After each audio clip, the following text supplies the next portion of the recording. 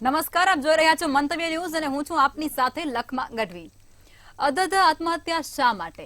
રાજ્યમાં માત્ર 48 કલાકની અંદર 56 જેટલા લોકોએ આપઘાત કરી અને પોતાની જીવન લીલાને સંકેલી લીધી। આટલું જ નહીં, હવે તો સામૂહિક આપઘાતના કેસોમાં પણ ધરખમ વધારો થઈ રહ્યો છે। માણસના જીવનની કિંમત સમસ્યાથી નાની કેમ થઈ ગઈ છે? આપઘાત પાછળના કારણો આર્થિક અને માનસિક તાણ છે। કોઈ દેવામાં ડૂબીને પગલું ભરે છે, કોઈ એકલતાથી કંટાળીને, કોઈ નોકરી ન મળતા તો કોઈ દબાણને વશ અને કોઈ સામાજિક દબાણને કારણે પોતાનું ભવિષ્યનું ગળું દબાવી અને મોતને ભેટી જાય છે। એક વ્યક્તિ આર્થિક ભીંસમાં એવો પીસાય છે કે એ કોઈને ખુલીને વાત નથી કરી શકતો અને એ મોતને વહાલું કરી લે છે। કોઈ પણ માણસે ભવિષ્યના સપના જોયા હોય છે અને એનું ગળું દબાવી અને જીવન લીલાને સંકેલે છે। એ ઘડીની વ્યથા કોઈ ન સમજી શકે, માટે આપણો સમાજ પણ અહીં નિષ્ફળ નીવડ્યું છે। સાથે જ આજકાલ યુવાનો બેરોજગારીના કારણે એટલું પ્રેશર અનુભવે છે અને એ સમજી લે છે કે આ સમસ્યા જીવનથી મોટી થઈ ગઈ છે અને આખરે એ પ્રાણ છોડી માતા પિતાને રઝળતા નાખી દે છે। ત્યારે આપણી સરકાર પણ ત્યાં નિષ્ફળ નીવડે છે। વધતા આત્મહત્યાના કિસ્સા સમાજ અને સરકાર બંને માટે પડકારરૂપ છે। ત્યારે આત્મહત્યાને અટકાવવી કેમ તે મુદ્દે કરીશું વિશેષ ચર્ચા।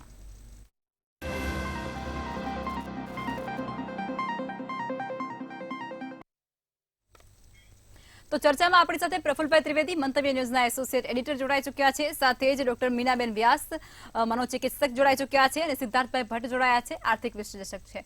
તમામ મહાનુભાવોનું સ્વાગત છે। પ્રફુલભાઈ, આત્મહત્યા એ કોઈ અંત નથી અને એ કોઈ વિકલ્પ પણ નથી અને એ કોઈ સમસ્યાનું સમાધાન પણ નથી। એ છતાં પણ ગુજરાત જેવા શિક્ષિત અને રોજ આગળ વધતા અને સમૃદ્ધ રાજ્યની અંદર 48 કલાકની અંદર 56 જેટલા લોકો આત્મહત્યા કરે છે, પોતાની જીવન લીલાને સંકેલે છે, જીવન ટૂંકાવી દે છે। આ કેટલું યોગ્ય અને આના પાછળના કારણો તમારા મત મુજબ કયા હોઈ શકે? લખમાં આત્મહત્યાના બનાવો ચિંતાજનક હદે વધતા જાય છે। 48 કલાકમાં 56 આત્મહત્યા એટલે 1 કલાકમાં 1થી વધારે વ્યક્તિના મૃત્યુ થયા છે અને એમાં ઘણી બધી સમસ્યાઓ હોય છે। આર્થિક હશે, કોઈને ભણવાનું નહીં ગમતું હોય ને ભણવા મોકલતા હશે, અથવા પેલા પરીક્ષામાં નાપાસ થયા હશે એવા યુવકો પણ હશે, દાંપત્ય જીવનમાં નિષ્ફળ ગયા હશે એવા પતિ પત્નીમાંથી કોઈ એક હશે। પરંતુ આત્મહત્યાના બનાવો દિવસે ને દિવસે વધતા જાય છે। એ આપણું જે મોડલ સ્ટેટ ગણાય છે ને, એ મોડલ સ્ટેટની ઇમેજને ચોક્કસપણે ધક્કો પહોંચાડનારી આ બાબત છે કે આ તમે જુઓ કે 48 કલાકની અંદર જે 56 આત્મહત્યાઓ થઈ, એમાં સુરતમાં જ માત્ર 14 આત્મહત્યાઓ છે, પછી જામનગરમાં 7 છે, અમદાવાદમાં 7 છે, કચ્છમાં 6 છે અને બાકી રાજકોટ અને બીજા શહેરોમાં 3 ને 2 છે। એટલે લગભગ આખું ગુજરાત આવી જાય છે આમાં 56 આત્મહત્યામાં, લગભગ બધા જ જિલ્લાઓ આમાં આવી જાય છે। હવે તમે જુઓ એમાં 2 ઘટનાઓ છે ને એ એકદમ ધ્યાન ખેંચે એવી છે। એક જે પાલડીની અંદર મહાલક્ષ્મી વિસ્તારમાં જે ઘટના બની, એમાં 42 વર્ષના જે મૈત્રેય ભગત નામના પ્રોફેસર હતા, એ પ્રોફેસર જીએલએસમાં હતા। એ 42 વર્ષની ઉંમર હતી। એમના માતા હતા દત્તાબેન। દત્તાબેનનું છરીથી મર્ડર કર્યા પછી એ પોતે ગળે ફાંસો ખાઈ અને એમણે જીવન ટૂંકાવી નાખ્યું। એ અપરિણિત હતા એને કારણે કદાચ ડિપ્રેશનમાં હતા, એમને જાત જાતના રોગો હતા એને કારણે ડિપ્રેશનમાં હતા, અથવા તો એમને માતા સાથે સ્વભાવગત રીતે બનતું ના હોય એવું પણ બને। પરંતુ એ કઈ કક્ષાએ પહોંચ્યું કે એમણે એમની માતાની એક નિર્મમ હત્યા કરવા સુધી માણસ પહોંચી ગયો, જે શિક્ષિત છે, પ્રોફેસર છે, કોઈ અભણ કે ગામડાનો કે કોઈ દારૂડિયો નથી, શિક્ષિત માણસ છે, પ્રોફેસર છે। એના માતુશ્રીનું ઉપર છરીથી એનું ગળું કાપે છે અને પછી પોતે આત્મહત્યા કરી લે છે। આ સૌથી આઘાતજનક આ આત્મહત્યાઓમાં આ આત્મહત્યા છે। અને બીજી આટલી જ કરુણ ઘટના હોય તો એ જામનગરની છે। જામનગરની અંદર આહિર ફેમિલી, એના 4 સભ્યોએ સામૂહિક આત્મહત્યા કરી। આહિર અને મેર, આ 2 જ્ઞાતિઓ સૌરાષ્ટ્રની એવી જ્ઞાતિઓ છે કે જે ખમીરવંતી જાતિઓ છે, કોઈ પણ પરિસ્થિતિ સામે લડી લેવા માટે તૈયાર હોય છે। એ વ્યક્તિને એવા તો શું સંજોગો પડ્યા છે કે એમના પત્ની અને પોતાને 2 બાળકો, એક દીકરી અને દીકરો, એ ચારેય સામૂહિક રીતે આત્મહત્યા કરી લીધી। એ બ્રાસના જે સ્ક્રેપ હોય એના એ વેપારી હતા। એનું નામ હતું અશોકભાઈ ધુઆ, 42 વર્ષની જ ઉંમર છે। એમના પત્ની છે લીલુબેન, એની 42 વર્ષ છે। એમની પુત્રી કિંજલ એ 18 વર્ષની હતી અને જિગ્નેશ એમનો પુત્ર એ 20 વર્ષનો હતો. આ ચારેય જણાએ ઝેરી દવા પી અને જીવન ટૂંકાવી નાખ્યું. જોકે હજુ એના કારણો બહાર નથી આવ્યા, પરંતુ જ્યારે આ પ્રકારનું આખું ફેમિલી હોય ત્યારે મોટા ભાગે આર્થિક સંકળામણ હોય, અથવા તો કોઈ દેવું કર્યું હોય અને દબાણ હોય, અથવા તો પોતે કોઈને પૈસા ઉછીને આપ્યા હોય ને પાછા ના આવતા હોય, જેને કારણે બિઝનેસની અંદર એક ભીંસ પેદા થઈ હોય, કોઈ પણ કારણ હોય. આત્મહત્યા એ કોઈ ઉકેલ નથી. આત્મહત્યાથી કશું જ સારું પરિણામ નથી આવતું. સામેથી તમે તમારી આસપાસના બીજા કુટુંબીજનો છે એ દુઃખી થઈ જાય છે અને એને માટે બહુ જ આઘાતજનક પરિસ્થિતિ ઊભી કરીને એ જાય છે. હવે એક બહુ ઝડપથી મીનાબેન, આ એક સમજવા જેવી વાત છે કે ગુજરાત જેવા શાંત, સમૃદ્ધ, સુખી, સંસ્કારી ગણાતા રાજ્યમાં છેલ્લા 3 વર્ષમાં 495 સાથે 25,478 લોકોએ આત્મહત્યા કરી છે. 2021માં 8,307 લોકોએ જીવન ટૂંકાવ્યું. 2022માં 8,613 લોકોએ જીવન ટૂંકાવ્યું અને 2023માં 8,513 વ્યક્તિએ જીવન ટૂંકાવ્યું. આ જે જીવન ટૂંકાવાનો જે સિલસિલો છે એ વણથંભો ચાલ્યો જાય છે.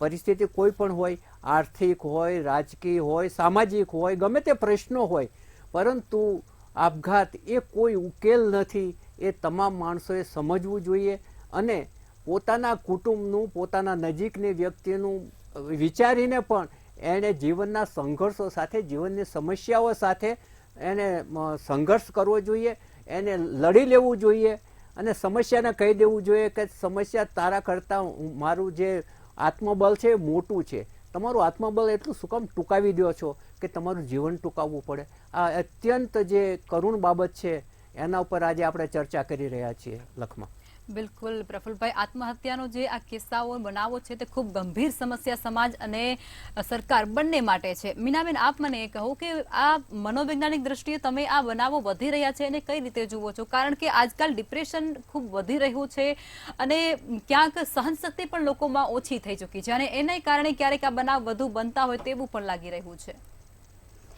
બિલકુલ લખમાં, સમસ્યાઓ અનેક અને એનું પરિણામ કયો, અંત કયો એક કે આત્મહત્યા. એક દ્રષ્ટિ એવી જોઈ શકાય આપણે કે જ્યારે આત્મહત્યાનું પ્રમાણ વધી રહ્યું છે ત્યારે એ આત્મહત્યા કરનાર વ્યક્તિ જે સમયે આ નિર્ણય લેતી હશે તો તમે સમજી લો કે પોઝિટિવિટી 0 થઈ ગઈ એના જીવનમાં. કોઈ આશા, ઉમ્મીદ કશું જ નથી. બસ એને એક જ રસ્તો દેખાયો કે હવે મારે બધું ખતમ કરીને જતું રહેવું છે, મરી જવું છે. આ આત્મહત્યાનો નિર્ણય એણે લીધો. હવે એની સાથે સાથે આપણે એક વસ્તુનો બીજો બી વિચાર કરીએ કે સમસ્યા કોઈ પણ હોઈ શકે, કોઈ પણ હોઈ શકે. અનેક સમસ્યાઓ, આપણે બધાનું જીવન સમસ્યાઓ સાથે સંકળાયેલું જ છે. નાની મોટી સમસ્યાઓ આપણે સાથે, આધિ વ્યાધિ ને ઉપાધિથી બધાય પીડાય છે, એ સતત રહે જ છે. પણ આપણે એ વસ્તુઓને કયા એંગલથી લઈએ છીએ, આપના માધ્યમથી આજે એક વસ્તુને સ્પષ્ટ કરીએ, આપણા વ્યુઅર્સને કે સમજાવીએ કે જે જ્યાં પણ મેસેજ જતો હોય ત્યાં મોકલીએ કે આપણે લોકો એકબીજાના સપોર્ટ સિસ્ટમમાં ફેલ થઈ રહ્યા છીએ. કે આર્થિક સકડામણ હોય, કૌટુંબિક હોય, કોઈ પણ જાતની હોય, આ જ કારણોના લીધે આત્મહત્યાનું પરિણામ આવ્યું છે ને. તો આપણે સપોર્ટ સિસ્ટમ કેમ નથી બનતા? એ સહાનુભૂતિનો રીતે પણ હોય, આર્થિક રીતે પણ હોય. કેમ હોય? કોઈ વ્યક્તિ કોઈ વસ્તુ શેર નથી કરતી અને જાતે ને જાતે સમજી લે છે કે હવે મારી સમસ્યાનો તો કોઈ ઉકેલ જ રહ્યો નથી. તો જે તે વ્યક્તિની સાથે જે તે લોકો સંપર્કમાં હોય એ લોકો આમાં ફેલ ગયા. એને વાત શેર ન કરી, એને લાગ્યું નહીં કે હું કોઈને કહીશ તો આ સમસ્યાનો ઉકેલ આવશે. આર્થિક રીતે હતું, આર્થિક રીતે ફેમિલીએ જો કોઈ નિર્ણય લીધો હોય આ પ્રકારનો તો આટલા બધા સભ્યો છે, બધા લોકો આર્થિક સકડામણને દૂર કરવા માટે કંઈક ને કંઈક પ્રવૃત્તિ કરતા હોત કે સાથ આપ્યો હોત, એક જ વ્યક્તિ ઉપર બર્ડન ના રહે અને ધીમે ધીમે સમયની રાહ જોઈ હોત અને કોશિશ કરી હોત તો આ વસ્તુમાંથી આપણે એ લોકો નીકળી શક્યા હોત. બીજી વસ્તુ એ છે કે સંબંધોમાં આપણે ઘણા આટલા બધી આત્મહત્યાઓ થઈ, એમાં લગ્ન થયાના સમયે દીકરીએ આત્મહત્યા કરી દીધી, પેલા કરી દીધી. આ બધી વસ્તુઓ જે છે, કેમ કોઈ જાતના પ્રેશરમાં એટલું બધું આપણે કોઈને મોકલી દઈએ છીએ અથવા તો જે પ્રેશરમાં હોય એને આપણે સમજી શકતા નથી. આપણે એને સમજી શકતા નથી કે આ કયા પ્રેશરમાં પસાર થઈ રહ્યું છે. આપણે ક્યારેક સામાજિક અને કૌટુંબિક વસ્તુઓને એટલું બધું મહત્વ આપીએ છીએ કે આપણા ઘરના દીકરા દીકરીના જીવનની, એની ઈચ્છાઓને, એને સમજવાની, એની સાથે ચર્ચા કરવાનું ચૂકી જાય છે. અને જેના કારણે એ દીકરા દીકરી એકવાર માની તો લે છે કે હા તમે વડીલોએ કીધું જે નક્કી કરો એ કરો, પછી પણ એને પણ એના જીવનના કંઈક ને કંઈક સપનાઓ જોયા હોય છે, એને પણ કંઈક ઈચ્છા હોય છે, એની પણ દિશા કંઈક અલગ હોય છે. એ વસ્તુનો કદાચ ક્યારેક વિચાર ના થયો હોય અને પછી લગ્ન તો થઈ જાય, પણ એના 15 દિવસ પછી, 5 મહિના પછી આ વસ્તુ આપણી સામે આત્મહત્યાના રૂપે સામે આવે છે. તો આ ખરેખર બહુ દુઃખદ છે. વાલીઓ માટે પણ સમજવાની જરૂર છે, વડીલોએ સમજવાની જરૂર છે. કુટુંબો હવે એવા થઈ ગયા છે કે કોઈને એકબીજાના સમસ્યામાં ચર્ચા કરવાનો કે સપોર્ટ કરવાનો કે સમય નથી આપતા. લોકો એવી ચર્ચા કરશે કે જો અહીંયા આવું થયું, પણ એવી ચર્ચા નહીં કરે કે ચલો આપણે બેસીને આનું સોલ્યુશન લાવીએ, સાથે બેસીને નક્કી કરીએ. તો આ જે વસ્તુ છે એમાં આપણે ફેલ થતા જઈએ છીએ. ક્યાંક ને ક્યાંક આપણી નજીકમાં જ કોઈ વ્યક્તિ એવી સમસ્યાથી હશે, આપણે એવું એને પ્લેટફોર્મ આપીએ કે ભાઈ તું અમારી સાથે વાત કર, આપણે બેસીશું, ચર્ચા કરીશું, જે તે ઉકેલ લાવીશું. એટલે જ મેં એવું કીધું મીનાબેન કે અહીં આ જે ઘટનાઓ વધી રહી છે એનામાં આપણો સમાજ પણ ક્યાંક નિષ્ફળ છે. આ જ વસ્તુને ધ્યાને લઈને મેં એવું કીધું હતું. આપણે તમારી પાસે હું ફરી વાર આવીશ. સિદ્ધાર્થભાઈ, આપ એ કહો મને કે અત્યારે જે સુસાઇડના કેસો વધી રહ્યા છે આત્મહત્યાના, તેની અંદર આર્થિક સંકળામણ જે છે ને એ મોખરે છે અત્યારે, અને ત્યારબાદ પ્રેમ પ્રકરણ અને સામાજિક દબાવ એ બધું પછી આવે છે, પહેલા આર્થિક સંકળામણ આવે છે. તમે કઈ રીતે જુઓ છો, અને આને અટકાવવાનો કોઈ ઉપાય તમારા મત મુજબ છે ખરો? આને અટકાવવાનો 100% ઉપાય છે. 2 ઉપાય આપું છું. જો આપણા દર્શકોને અને આપણે સામાન્ય આપ સૌને જો એ સામર્થ્ય, શક્તિ અને સહનશીલતા હોય તો 2 ઉપાય આપણા પુરાણોમાં, ગ્રંથોમાંથી લઈએ તો રામાયણ અને મહાભારત, કે ભગવાન રામ રાજમહેલમાં જન્મ્યા હતા અને વનવાસ કરવો પડ્યો તો ક્યાં રાજમહેલ, ક્યાં વનવાસ, સાથે માતા સીતાએ પણ એમને કંપની આપી હતી કે કેમ, લક્ષ્મણ પણ જોડે ગયા હતા કે કેમ. તો જ્યારે આર્થિક પરિસ્થિતિઓ, સમૃદ્ધિ એક સમયે જાઓ જલાલી હતી, તો બીજી વખતે આખી પરિસ્થિતિ બાજી પલટાઈ ગઈ. જેવી રીતે આપણે સુરતમાં કેવું થતું હોય, કહેવાતું હોય છે કે હીરાનો ધંધો કરો એટલે એક દિવસ કરોડપતિ, બીજા દિવસે રોડપતિ. તો એ જે ધીરજ, ખમીરવંતાની વાત છે, તો એ આપણને આ ગ્રંથોમાંથી એ સમજવા મળે છે. શ્રી કૃષ્ણની વાત કરીએ તો એમણે ગોકુલ, મથુરા છોડી એમનું પોતાનું માદરે વતન છોડીને દ્વારકામાં નગરી બનાવી પડી હતી, રણ છોડવું પડ્યું હતું. તો એમને કેટલો ટ્રબલ થયો હશે, કેટલી પરિસ્થિતિઓનો સામનો કરવો પડ્યો હશે, એ આપણા ધર્મગ્રંથો એ આપણને સમજાવે છે. અને ક્યાંક ને ક્યાંક આજના કળિયુગમાં એમની વાતો એટલી જ સાંપ્રત પ્રવાહમાં એટલી જ અનુરૂપ અને ઉપયોગી છે. હવે આજે આર્થિક બાબતોની શું થઈ રહ્યું છે કે રોટી, કપડાં, મકાનની જરૂરિયાતો તો ભારત દેશમાં બધાની સંપૂર્ણ સંતોષાય જ જાય છે. ગામડામાં આજે પણ જો આપણે મહિને 10,000 કમાતા હોઈએ તો ખૂબ જ આરામદાયક રોટી, કપડાં, મકાનની જરૂરિયાતો પૂર્ણ થાય છે. ભારત હજી એટલું સસ્તું અને લોકોને આજીવિકા પ્રોવાઈડ કરે છે. પરંતુ શહેરીકરણની જ્યારે બાબત આવે છે એટલે પહેલો મુદ્દો, મને સાદો ફોન ના જોઈએ, મને તો મોંઘો દાટ લાખ રૂપિયાનો ફોન જોઈએ. હવે કોલેજ જતા યુવાનને ફોનની ક્યાં જરૂર, એટલે ઘરેથી મા બાપ પૈસા આપે નહીં એટલે એ શેર બજારમાં નસીબ અજમાવા જાય, શેર બજારમાં એફેન્ડો રમે. હવે એમાં એને પૂરતું જ્ઞાન ના હોય એટલે એ દડીને ઢાંકણી માને દેવું કરીને બેસે છે. આ એક કારણ થયું. બીજું આવે પ્રેમ પ્રકરણ, તો એ સામાજિક મુદ્દો આ લોકો ડીલ કરશે. પણ હું ફાઇનાન્શિયલ બાબતોમાં વાત કરું તો ધંધા રોજગારમાં ઘણીવાર આપણે ઓવર એક્સપાન્શન કરી દેતા હોઈએ છીએ અને લોન લઈએ છીએ. અને લોન પણ કોની જોડેથી? સરકારી બેંકો જોડેથી નહીં, પરંતુ જે વ્યાજખોરો હોય છે એની જોડેથી આપણે 2%, 5% વ્યાજ ઉપર લોન લેતા હોઈએ છીએ અને પછી એ પઠાણી ઉઘરાણી કરે છે. એટલે સૌથી જો પીડિત હોય ને આપણા ભારતીય અર્થતંત્રમાં તો જે મધ્યમ વર્ગ છે અને મધ્યમ વર્ગથી નીચેનો વર્ગ છે. તો એમાં આ બધા પ્રકારના કિસ્સા ક્યાંક ને ક્યાંક માનસિક હતાશાના વધારે જોવા મળે છે. બીજું કે આપણો સામાજિક ઢાંચો એવી રીતે છે, એટલે અર્થતંત્ર અને સામાજિક તંત્ર એ બંને આપણે જુદા નહીં પાડી શકીએ.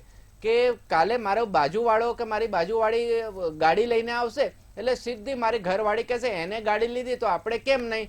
એટલે ગાડી તો પાછી કેવી નાની ગાડી તો ચાલે નહીં, નેનો કેમ ફેલ ગઈ, કે ભાઈ એ તો ગરીબોની ગાડી છે એટલે ગાડી મોટી જોઈએ. તો ગાડી મોટી જોઈએ તો 15 લાખ, હું વર્ષે માંડ 2-3 લાખ કમાવતો અને 15 લાખની હું ગાડી લઉં તો ક્યાંથી મેળ પડવાનો છે.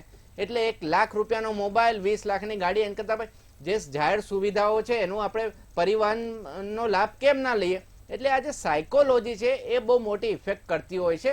બીજું મેં કીધું ઓવર એક્સપાન્શન, તો આપણે કોઈનું નામ નથી લેવું, પરંતુ અડધા ધંધાદારીઓ લોકોનું કરીને વિદેશ ભાગી ગયા છે. હવે 5,000 કરોડનું ફુલેકું ફેરવે, એ 5,000 કરોડમાં કોક ગરીબના પણ પૈસા હતા.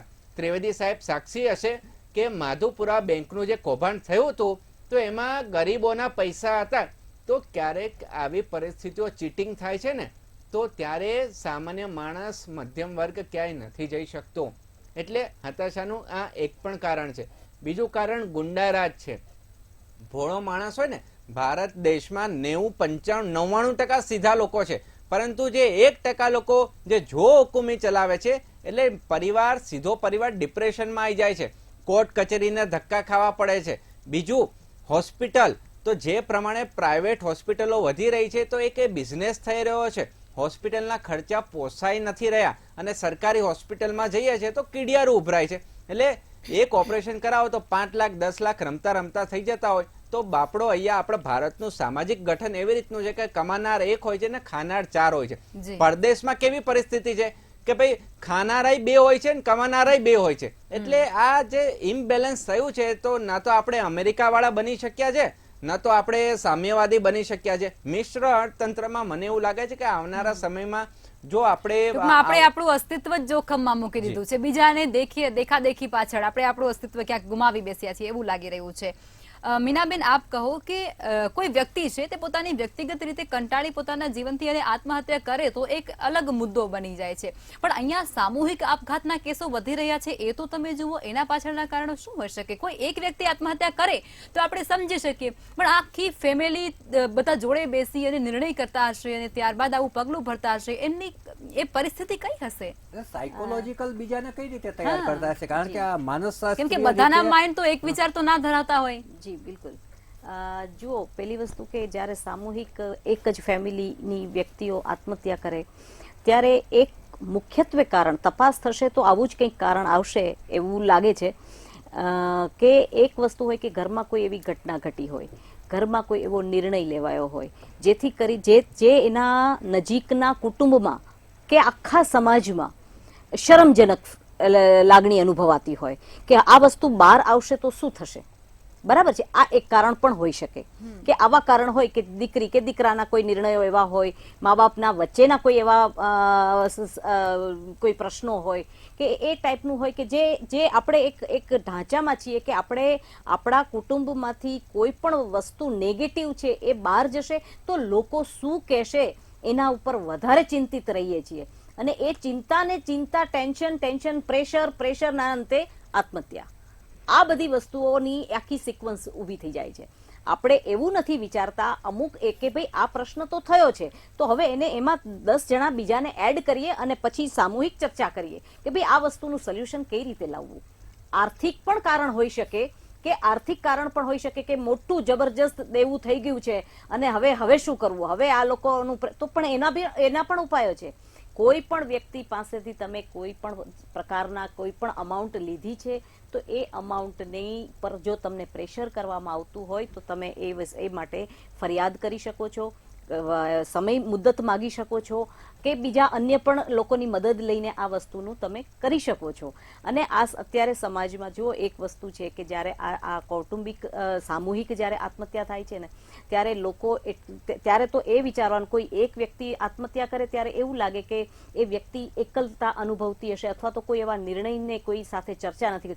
આટલું મોટું 4 જણા 5 જણા જ્યારે કુટુંબના લોકો કરે ત્યારે એવું લાગે આપણને કે એ લોકોને આખા કુટુંબને એની સાથે કોઈ સપોર્ટ સિસ્ટમ નથી, કોઈની સાથે કોઈ વાતચીત ન કરી, ન કંઈ શેર કર્યું, ન કશું કંઈ મદદ માગી. તો આ વસ્તુ ખરેખર આપણા સમાજ માટે દુઃખદ, ગંભીર અને શરમજનક કહી શકાય કે આ રીતે ન થવું જોઈએ કે આપણે આપણા કુટુંબમાં હવે થોડી દ્રષ્ટિ બદલીએ. સમાજે પોતાની દ્રષ્ટિ વિચારવાની આખી સિસ્ટમ બદલવી પડશે કે કોઈ તકલીફમાં હોય તો એની પર ચર્ચા કરવાની જગ્યાએ એની સાથે ચર્ચા કરીએ, એના વિરુદ્ધ ચર્ચા કરી એને ગોસિપ બનાવી એના કરતાં એની પાસે બેસી એનાથી થઈ શકે એટલી મદદ કરી શકીએ તો વ્યક્તિ ખરેખર આત્મહત્યાના નિર્ણયમાંથી નો સમય ચૂકી જશે અને એ કંઈક આગળ વધવા પોઝિટિવ થવા માટે એ જી, કંઈક જી. પ્રયત્ન કરશે. બિલકુલ બિલકુલ. હવે સિદ્ધાર્થભાઈ, આપે કહો કે સુખ સુવિધા અને દેખાદેખી પાછળ ભાગતો એ માણસ, એ જીવ પોતાના જીવનની કિંમત કેમ ભૂલી જાય છે?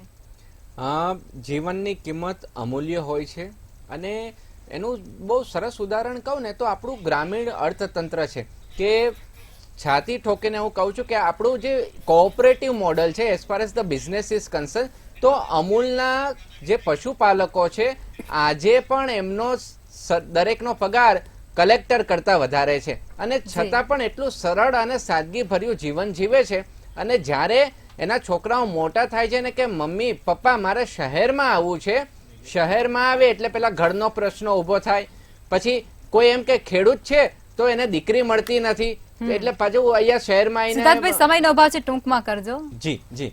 એટલે ક્યાંક ને ક્યાંક જે કીધું કે આપણે આપણી સંસ્કૃતિનું જો જતન કરીશું, એના મૂળિયા સાચવી રાખીશું તો 100% આ બધા નાના નાના પ્રશ્નોનું નિરાકરણ આવી શકશે.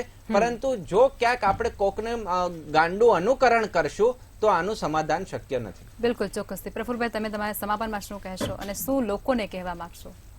જે મીનાબેને જે કહ્યું કે લોકો જે આધિ વ્યાધિને ઉપાધિથી પીડાય છે, એમાં એક જે સારો રસ્તો છે ને એના પર સિદ્ધાર્થભાઈએ જે ધ્યાન દોર્યું કે મહાભારત અને રામાયણને એમને યાદ કર્યા કે એમાં જે રાજા હતા એ લોકો દુઃખી જ હતા.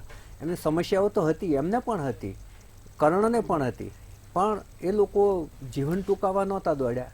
એટલે ધાર્મિક સત્સંગ છે ને એ આપણે ત્યાં ઓછો થતો જાય છે ને એ એક મોટું કારણ છે. ધાર્મિક સત્સંગમાંથી તમને જીવન જીવવા માટેની એક પ્રેરણા મળતી હોય છે. સત્સંગ એ સમય બગાડવાની વસ્તુ નથી. આપણે ત્યાં યુવાનોને આપણે કહીએ છીએ કે સમય બગાડવાનો, પણ એ સમય બગાડવા માટે નથી. એ એક તમને હાઉ ટુ લીવ, સારું જીવન કઈ રીતે જીવવું એ શીખવતા હોય છે. હવે જો વાત કરીએ તો મોટાભાગે જે કારણો હોય છે ને એ આર્થિક સંક્રમણ, દેવું, વ્યાજનું ચક્કર, આ એક મોટું હોય છે. બીજું હોય છે કે વિદ્યાર્થી હોય તો એનું ફેલ થવાની બીક, ઓછા માર્ક્સ આવવાની બીક, શિક્ષણ પ્રત્યેનો અણગમો. એ ઘણી વખત આપણને ખબર નથી હોતી કે આપણો જે બાળક જે સ્કૂલમાં ભણે છે સ્કૂલના એને ટીચર, શિક્ષક કે શિક્ષિકા એને ગમતી નથી, એનું વાતાવરણ ગમતું નથી, તો એ ફરિયાદ નથી કરતું, પરંતુ એ મનની અંદર જ એ ઘૂંટ્યા કરતું હોય છે. પછી પતિ પત્ની વચ્ચેના કેસીસ હોય છે, એમાં ઝઘડાઓ હોય છે, ક્યારેક પ્રણય ત્રિકોણ હોય છે, ક્યારેક પ્રણય ત્રિકોણ હોતો નથી પણ વેમ હોય છે. એ એક આપઘાત કે હત્યા સુધી પહોંચાડી દેતું હોય છે. યુવકોમાં બેરોજગારીનો પ્રશ્ન મોટો છે. હવે ને સૌથી મોટી સમસ્યા એક હોય તો એ છે કે વિભક્ત કુટુંબો. જ્યારે સંયુક્ત કુટુંબો હતા ને ત્યારે નાની બહેનને પ્રશ્ન હતી, મોટી બહેન સાથે ચર્ચા કરી શકતી હતી, ભાભી હોય તો ભાભી સાથે પ્રશ્નનો ચર્ચા કરી શકતી અને એને આશ્વાસન આપી શકતા. કુટુંબની અંદર કોઈ એક સભ્યની વર્તણૂક બદલાય, એની બિહેવિયર બદલાય તો એના ઉપરથી કાંઈ ને કાંઈ અંદાજ લગાવી અને એને પાસે બેસાડીને સમજતા હતા. હવે વિભક્ત કુટુંબો થયા છે, એ પણ એક કારણ છે. પરંતુ ફરીને એક જ વસ્તુ કહે છે કે આત્મહત્યા એ કોઈ જ બાબતનો ઉકેલ નથી. બિલકુલ. પ્રફુલ સર, મીનાબેન અને સિદ્ધાર્થભાઈ અમારી સાથે ચર્ચામાં જોડાયા તે બદલ આભાર.